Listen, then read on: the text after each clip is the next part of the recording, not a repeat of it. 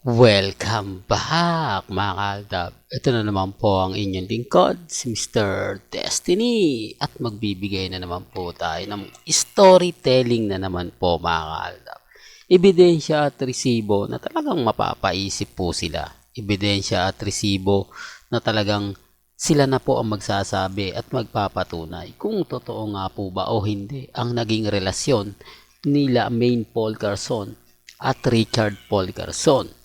Dito po sa video na to mga kaaldab, on-cam at off-cam. Ano nga po ba pinagkaiba? Di po ba? Marami kasi nagsasabi mga kaaldab na syempre ginagawa lang yan nila Maine, nila Alden para sa mga fans, para sa viewers, para sa mga nanonood sa Broadway. Kaya pinapakita nila yan ng live. O eto na. Ano nga po ba pagkakaiba ng live at off-cam? Ito live. Di po ba? Na kumbaga kinain ni Maine, ipapakain kay Alden. Iisang kutsara lang po. Live yan ha. Sinasabi naman nila na ano lang yan, para lang sa Magnolia. Di po ba? Eto. Ininom ni Alden. Isang binigay kay Maine, ininom naman po ni Maine. Common sense na lang laway. Di po ba? Off-cam yun. Off-cam to mga kaalda ba? Yung isa on-cam. Ang dami talaga, kitang-kita nyo naman po mga kaaldab.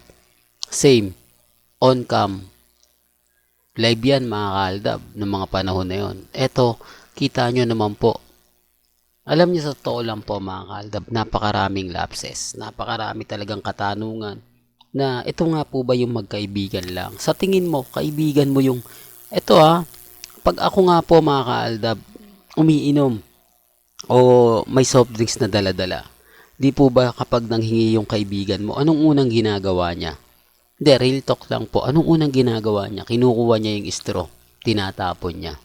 Tapos pupunasan niya yung bote ng yung uso, di po ba? At hindi niya ilalapat yung labi niya doon sa bote. O, eto naman po mga kaaldab. Di po ba? Kaya nga po sabi ko sa inyo, imposible po. Di po ba? Na kutsara na gagamitin mo, isusubo mo, tapos isusubo mo sa...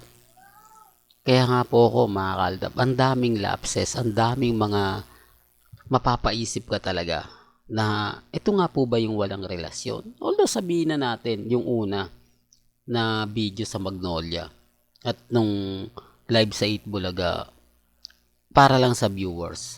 Yan, katulad yan, para lang sa viewers yan. Well, maniniwala po ako. Pero dito, di po ba? Yan, maniniwala rin tayo para sa viewers. Pero ang pinakamatindi rito, ito, off-cam.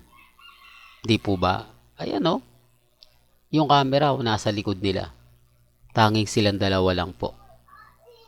Yan ang sinasabi ko mga kaaldab na mahirap po talagang ipaliwanag. Mahirap po talagang, kumbaga, magsalita, lalo na nga po kapag ang pinag-uusapan natin, Aldab Nation.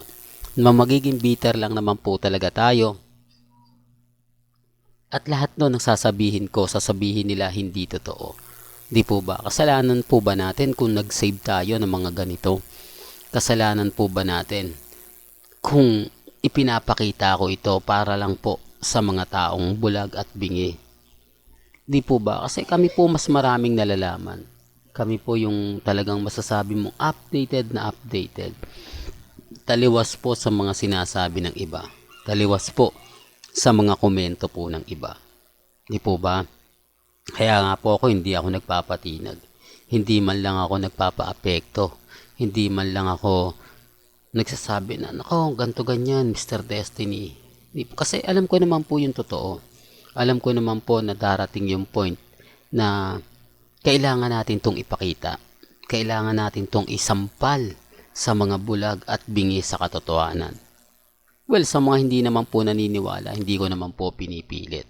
Di po ba, wala naman pong pilitan sa channel ni Mr. Destiny. Ang sa akin lang naman po, nagbibigay lang tayo ng update, nagbibigay lang tayo ng ganap. Kung ano sa tingin po nila, yung paniniwalaan po nila, kung ano po yung sa tingin nila na kumbaga okay, di po ba? Wala naman pong pilitan eh.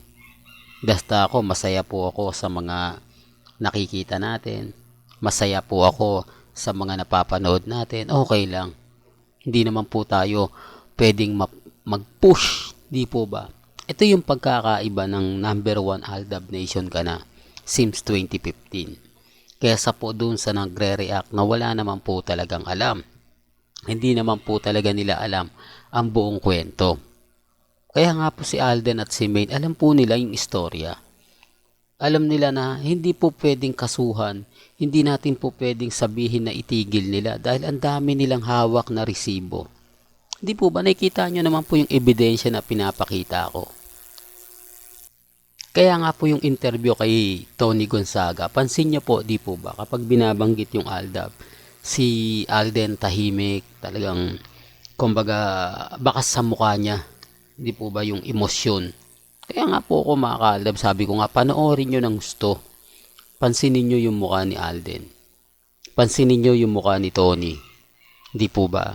Tapos yung pagsabi niya sa anak ni Alden Richards, kay Baby Teo at kay Playmate.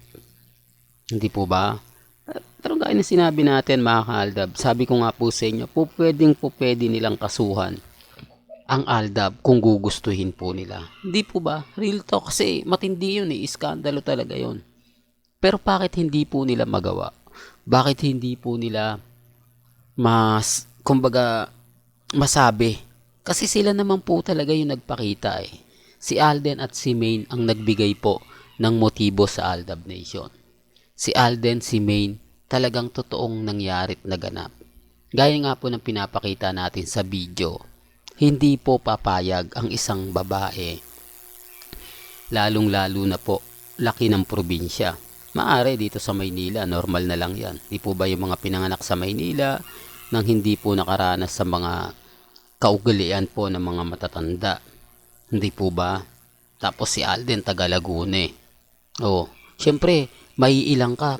Ininuman na yan eh. Hindi po ba? May laway mo na yan eh. Tapos papainom mo sa akin. Di po ba? Yun yung attraction. Di po ba?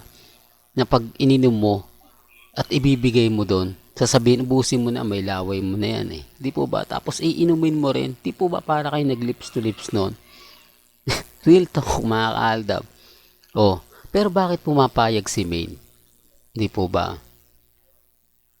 Sa on-cam pwede, di po ba? Sabihin na natin on-cam para lang sa viewers. Paano yung off-cam? Di po ba? Kaya nga po kapag ako nagbigay ng update, kapag ako nagsabi sa Aldab, marami nagre-react. Pero yun talaga yung ano namin eh, kuha namin. Kasi umpisa pa lang po, alam namin ang totoong relasyon nila Mengay at ni Alden Richards. Umpisa pa lang po, alam na namin yung mga kaganapan kina Alden Richards at kay Maine Mendoza. Taliwas po sa mga sinasabi ng iba. Taliwas po sa mga kuwento ng iba. Hindi po ba? Bakit ngayon walang update ang Armin o sa Baguio sa Japan? Kasi kumbaga wala eh. Imbis na maganda po yung bakasyon nila ron, naging delubyo. Di po ba? Takot ang namuo sa kanila. Biruin mo, kapupunta mo lang doon ilang araw, umuwi ka na agad ng Pilipinas. Doon pa lang hindi na sa kanila umaayon ang panahon. Doon pa lang hindi na umaayon sa kanila yung tadhana.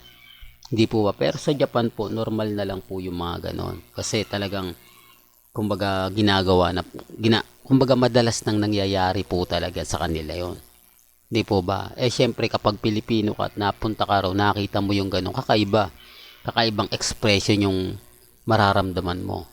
Sinasabi ko lang po ito para lang klaro, lalo na po sa mga taong dumadaan at bumibisita sa channel natin. Di po ba? Kaya relax lang po kayo, maging kampante. Di po ba? Kung ano naman po yung latest, kung ano yung trending, dun lang po tayo.